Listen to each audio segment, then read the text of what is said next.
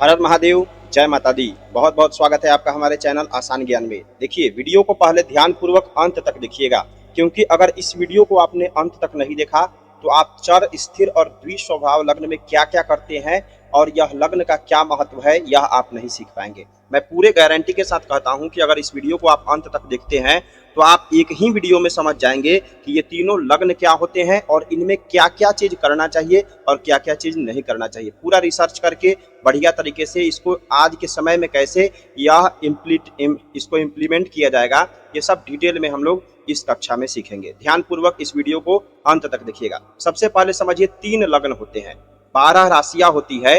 इन्हीं 12 राशियों को उनके स्वभाव के अनुसार 3 भागों में बांट दिया जाता है। कौन कौन सा? पहला है चर, फिर स्थिर और फिर द्विस्वभावीय लग्न है। चर कौन कौन से लग्न होते हैं? तो मेष, कर्क, तुला और मकर जो लग्न है वो चर लग्न है। वृषभ, सिंह, वृश्चिक और धनु जो कुंभ जो लग्न है ये फिक्स्ड यानी कि स्थिर लग्न है। और द्विस्वभावीय लग्न है मिथुन, कन्या, धनु और मीन। ये जो लग्न है ये द्विस्वभावीय लग्न है। तीनों का स्वभाव क्या होता है?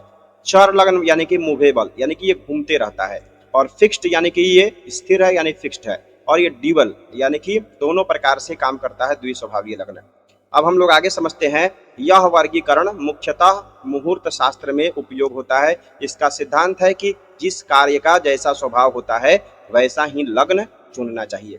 आप यहाँ एक चार्ट भी बना दिया गया है ताकि आप इस चार्ट के माध्यम से भी देख सकते हैं कि कौन सा लग्न चर लग्न ये है, स्थिर ये है और द्विस्वभावीय यह लग्न है। पंचांग से कैसे इसको देखते हैं, यह अगर आपको जानना होगा तो आप कमेंट कीजिए कि पंचांग में बताइए कि चर लग्न, स्थिर लग्न, द्विस्वभावीय लग्न कब और कितने बजे तक है, तो वो भी मैं आपको सिखा दूंगा। ठीक है, अगले ही वीडियो में।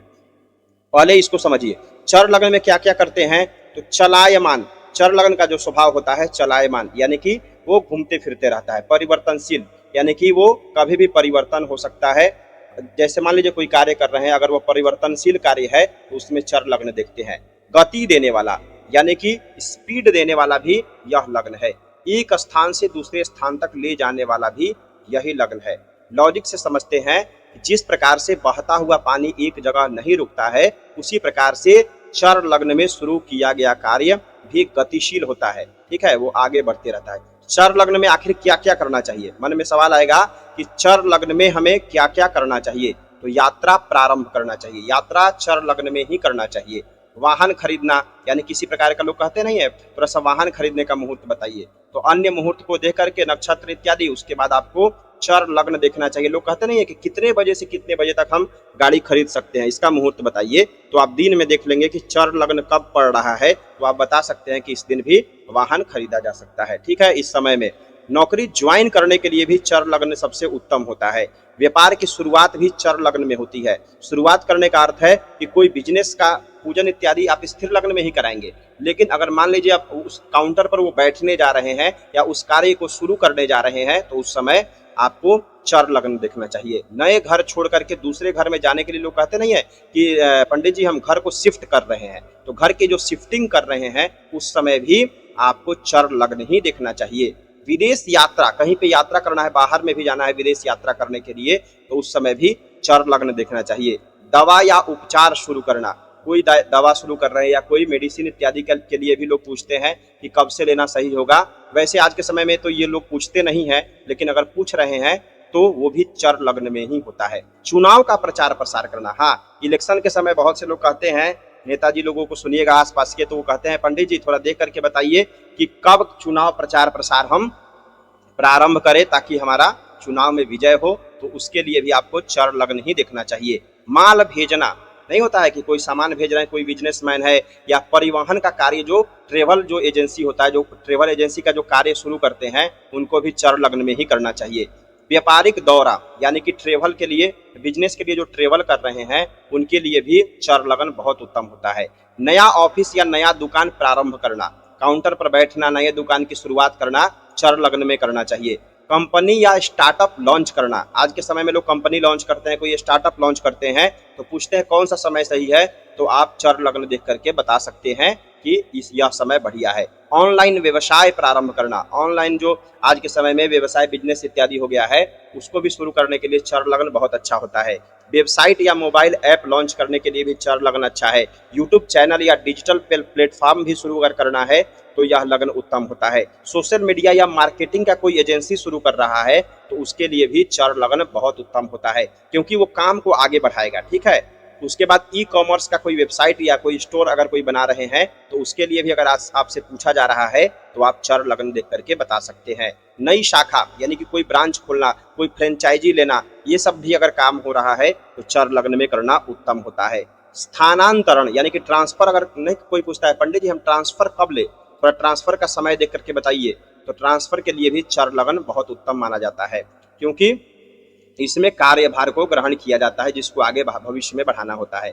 शिक्षा हेतु यानी पढ़ाई के लिए, स्टडी के लिए शहर से बाहर जाना, ये भी चर लगन में करना चाहिए। कॉलेज या हॉस्पिटल में प्रवेश लेना, कॉलेज या हॉस्पिटल में प्रवेश ले रहे हैं तो वो भी चर लगन में उत्तम माना जाता है। पासपोर्ट, वीजा या देश विदेश का यात्रा जो किया जाता है वो सब चर लगन में उत्तम माना जाता है।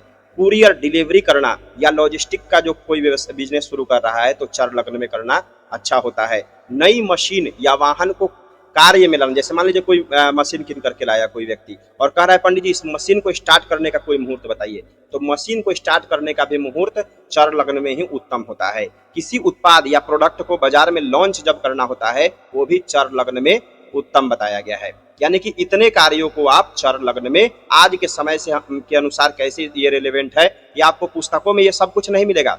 पुस्तकों में सिर्फ लिखा हुआ है कि चर लगन में कोई कार्य जो चलायमान है यानी कि प्रगति में होने वाला है, जो आगे बढ़ने वाला कार्य है, उस कार्य को चर लगन में करना चाहिए। लेकिन आज के समय में आप इन सभी कार्यों को इससे जोड़ सकते हैं। ठीक है, ये कार्य आप चर लग्न में करा सकते हैं, यानी कि चर लग्न देख करके। क्या क्या नहीं करना चाहिए? गृह प्रवेश चर लग्न में नहीं करना चाहिए। विवाह का, जैसे विवाह नहीं होता है कि पंडित जी विवाह का मुहूर्त बताइए, तो चर लग्न में विवाह नहीं होता है। मंदिर की स्थापना नहीं होती है, मंदिर का जो मूर्ति का प्राण प्रतिष्ठा इत्यादि होता है वो सब चर लग्न में नहीं करना चाहिए। कुआं तालाब इत्यादि बनवाना ये सब चर लग्न में नहीं करना चाहिए। स्थायी भवन या भूमि का निर्माण इत्यादि जो होता है, या भवन भूमि जो जमीन खरीदा जाता है, वो सब भी कभी भी चर लग्न में नहीं करना चाहिए। क्यों? क्योंकि जब खरीदेंगे तो जल्दी ही बिक भी जाएगा, क्योंकि उसमें एक्टिवनेस आ जाएगी। तो जमीन जब लेंगे तो भाई उस पर उसको रखना है अपने पास, तो चर लग्न में वो नहीं लेना चाहिए। हाँ, ये ब्रोकर लोग, जैसे मान लीजिए कोई ब्रोकर होते हैं, वो कह रहे हैं पंडित जी हम जमीन ले रहे हैं, फिर तो इसको बेचना ही है, तो उनके लिए चर लग्न अच्छा होगा। लेकिन कोई अपने लिए भूमि ले रहा है, जमीन ले रहा है, तो उसके लिए आप स्थिर लग्न ही देखिएगा। कारण, क्योंकि इन कार्यों में स्थायित्व होता है, यानी कि स्टेबिलिटी चाहिए होती है, जबकि चर लग्न में परिवर्तनशील संकेत होता है, यानी कि चर लग्न बदलते रहता है। इसलिए ये जो कुछ कार्य बताए गए हैं वो चर लग्न में नहीं करना चाहिए। उदाहरण से आप समझिए, तो यदि कोई व्यक्ति दिल्ली से मुंबई नौकरी करने जा रहा है तो वो चर लग्न में बहुत अच्छा माना जाएगा। लेकिन उसी दिन गृह प्रवेश अगर कोई व्यक्ति कर रहा है, अगर उसी समय में, तो बार बार घर बदलने वाली स्थिति बन सकती है। इसलिए चर लग्न में गृह प्रवेश इत्यादि नहीं किया जाता है, यात्रा इत्यादि होता है। स्थिर लग्न में क्या क्या करते हैं? तो स्थिर लग्न में स्थायी काम होता है, मजबूत काम होता है, कोई ऐसा काम जो टिकने वाला है, लंबे समय तक चलने वाला है या लंबा फल देने वाला है, वो सब स्थिर लग्न में ही करना उचित होता है। ठीक है, लॉजिक से समझिए। जैसे पर्वत वर्षों तक अपनी जगह पर स्थिर रहता है, वैसे ही स्थिर लग्न में किया गया कार्य लंबे समय तक टिकने की उसके अंदर प्रवृत्ति मानी जाती है। जैसे क्या क्या करना चाहिए स्थिर लग्न में? तो स्थिर लग्न में गृह प्रवेश करना चाहिए, विवाह करना चाहिए, दुकान का उद्घाटन आप स्थिर लग्न में करेंगे तो दुकान लंबे समय तक टिका रहेगा। फैक्ट्री का आरंभ स्थिर लग्न में करना चाहिए। मकान का निर्माण करना या मकान प्रारंभ करना, यानी कि उसमें रहना प्रारंभ करना, स्थिर लग्न में करना चाहिए। कोई भूमि या प्लॉट ले रहे हैं, कोई जमीन खरीद रहे हैं, तो स्थिर लग्न में करना चाहिए। मंदिर का निर्माण प्रारंभ भी स्थिर लग्न में होता है। देवताओं की प्रतिष्ठा, मूर्ति प्रतिष्ठापना स्थिर लग्न में करना चाहिए। तिजोरी, लॉकर या धन का भंडार की अगर आप स्थापना कर रहे हैं, कोई बैंक अकाउंट आप खुलवा रहे हैं, तो आप समझिए कि उस समय स्थिर लग्न का ही प्रयोग करना चाहिए। स्थायी व्यवसाय यानी कि स्टेबल कोई बिजनेस आप प्रारंभ कर रहे हैं तो आपको स्थिर लग्न में करना चाहिए। कार्यालय, ऑफिस की स्थापना कर रहे हैं, स्थिर लग्न में करना चाहिए।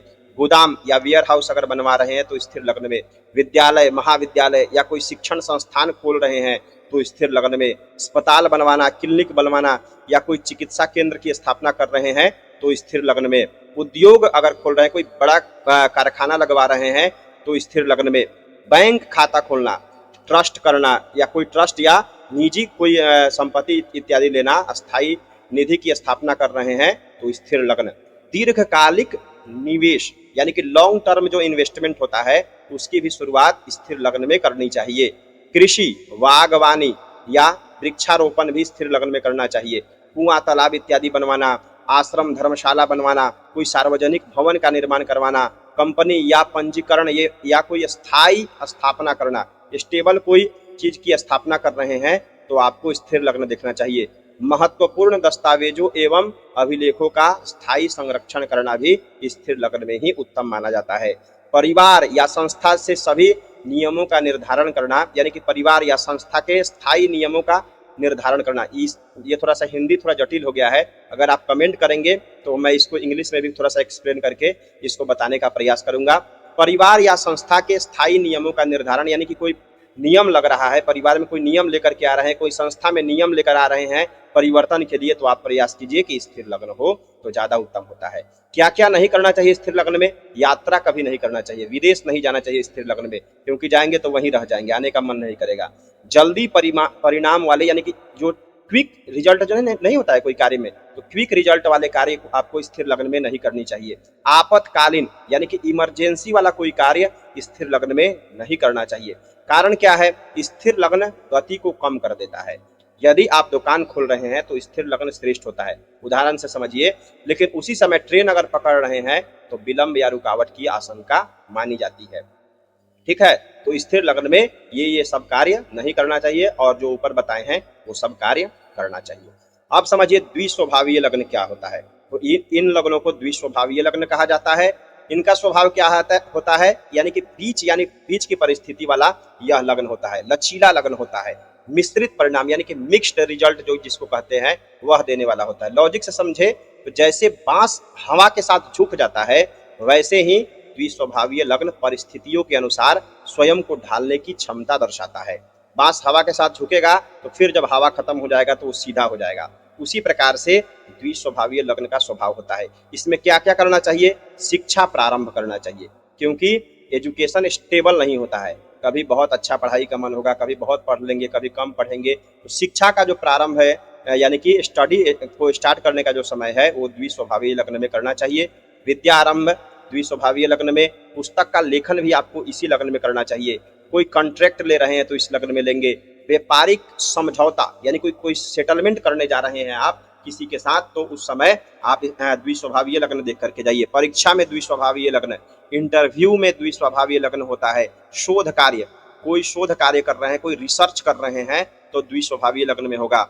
और उसके बाद प्रशिक्षण, ठीक है, प्रशिक्षण के लिए द्विस्वभावीय लग्न। मंत्र दीक्षा भी द्विस्वभावीय लग्न में ही दी जाती है। और धार्मिक अध्ययन का जितना भी कार्य होता है वो सब द्विस्वभावीय लग्न में होता है। क्या क्या नहीं करना चाहिए इसमें? तो युद्ध नहीं करना चाहिए द्विस्वभावीय लग्न में। मुकदमे की शुरुआत नहीं करनी चाहिए, क्योंकि यह निर्णायक विजय अपेक्षित हो जाती है, यानी कि यह सिचुएशन कभी कभी चेंज हो सकता है, हो सके तो मुकदमा आप पर ही वापस आ जाए। तो बहुत बड़े बड़े स्थायी जो निर्माण वाला कार्य होता है, बड़ा बड़ा जो निर्माण वाला कार्य होता है वो स्थिर लग्न में नहीं, इन द्विस्वभावीय लग्न में नहीं करना चाहिए। अत्यंत जोखिम वाला, डेंजर कोई काम कर रहे हैं, जोखिम वाला काम कर रहे हैं तो इस लग्न में नहीं करना चाहिए। कारण क्या होता है? द्विस्वभाव निर्णय को लचीला बनाता है। जहां दृढ़ता या एकमात्र दिशा चाहिए वहां यह हमेशा सर्वोत्तम नहीं माना जाता है। अब चलिए कुछ उदाहरण से आपको समझाते हैं कि इन लग्नों का वाकई में क्या प्रभाव होता है। पहला समझिए, अमित को बेंगलोर में नई नौकरी मिली और उसे दूसरे शहर में जाना है, तो चर लग्न में अगर वो जाएगा तो वहां पे अस्थायी परिवर्तन हो रहा है, तो चर लग्न उसके लिए सही है। ठीक है, वही दूसरी लॉजिक में समझेंगे तो कुछ वर्षों बाद अमित अपने घर में लौट कर आता है और गृह प्रवेश करता है, तो अमित के लिए उस समय स्थिर लग्न ज्यादा अच्छा होगा, क्योंकि वो घर में जीवन भर टिकने वाला कार्य कर रहा है। वही अमित अब प्रमोशन के लिए ऑनलाइन कोई बिजनेस में या ऑनलाइन एमबीए में एडमिशन ले रहा है, तो उस समय उसके लिए शिक्षा का उद्देश्य है, कौशल को बढ़ाना है, यानी कि स्वयं को विकसित करना है, खुद को डेवलप करना है, तो उस समय द्विस्वभावीय लग्न उत्तम होता है। ठीक है, तीनों परिस्थितियों में इस प्रकार से आप देख सकते हैं। उदाहरण दो समझिए, दूसरा उदाहरण समझिए कि मान लीजिए कोई व्यक्ति बिजनेस स्टार्ट कर रहा है, तो पहला जो चर लग्न का स्वभाव है कि रवि को मान लीजिए एक बिजनेस स्टार्ट करना है, तो वो अलग अलग शहरों में उसे क्लाइंट से मिलने जाना है, तो कब जाएगा वो? तो वो चर लग्न में जाएगा। और उसी तरह लॉजिक इसके पीछे क्या है, क्योंकि बिजनेस की शुरुआत और यात्रा जो होती है इसमें मूवमेंट होता है, इसलिए चर लग्न सबसे ज्यादा अच्छी है। और दूसरा लॉजिक है कि बिजनेस सफल होने के बाद रवि ने अपनी परमानेंट कोई शॉप खोल ली या कोई बढ़िया सा कंपनी स्टेबल कर लिया, यानी कि स्थापित कर दिया, तो उस समय स्थिर लग्न देख करके वो कंपनी को बैठाना चाहिए या दुकान को। क्यों? क्योंकि दुकान या कंपनी को लंबे समय तक चलाना है, यानी कि वहीं पे स्थिर रहेगा, इसलिए ये स्थिर लग्न में होगा। तीसरा, वही रवि अब डिजिटल मार्केटिंग का कोई प्रोफेशनल कोर्स ज्वाइन कर रहा है या कोर्स लॉन्च कर रहा है, तो उसे द्विस्वभावीय लग्न में करना चाहिए। आज के समय में ये एग्जाम्पल है, ठीक है। अब समझते हैं एक और एग्जाम्पल। मान लीजिए कोई परिवार है, वो गर्मी के छुट्टी में 4 धाम यात्रा करने जा रहा है, तो कौन सा लग्न देख करके जाएगा? चर लग्न देख करके जाएगा, क्योंकि यात्रा करना है, चलना है, घूमना है, तो चर लग्न देखेगा। वहीं दूसरी तरफ यात्रा से लौट करके वही परिवार नए घर में जब घर में पुनः आता है और या कोई घर का प्रवेश करता है, तो स्थिर लग्न दिखता है, क्योंकि वहां उसे स्थायी रूप में रहना है। और वहीं उसी परिवार का कोई बेटा यूपीएससी की तैयारी करने के लिए जा रहा है या कोई कोचिंग ज्वाइन करने जा रहा है, तो वह द्विस्वभावीय लग्न दिखेगा, ठीक है। इस प्रकार से, क्योंकि पढ़ाई उसका उद्देश्य है, ज्ञान प्राप्त करना है, सीखना है और स्वयं को योग्य बनाना है। समझ रहे हैं? तो इस प्रकार से आप इन लग्नों को अपने लॉजिक के अनुसार से समझ सकते हैं। सबसे महत्वपूर्ण बात अंतिम जो है, केवल चर, स्थिर या द्विस्वभावीय देख करके मुहूर्त नहीं बताना चाहिए। यह मुहूर्त का एक महत्वपूर्ण आधार है, यानी कि एक पार्ट है, पार्ट ऑफ मुहूर्त कह सकते हैं। लेकिन अंतिम निर्णय लेने से पहले आपको तिथि, वार, नक्षत्र, योग, कर्ण, चंद्र का बल क्या होता है, तारा का बल क्या होता है, लग्न शुद्धि, ग्रहों की स्थिति क्या है, उसके अनुसार से भी पूरा देख करके बढ़िया तरीके से मुहूर्त निकाला जाता है।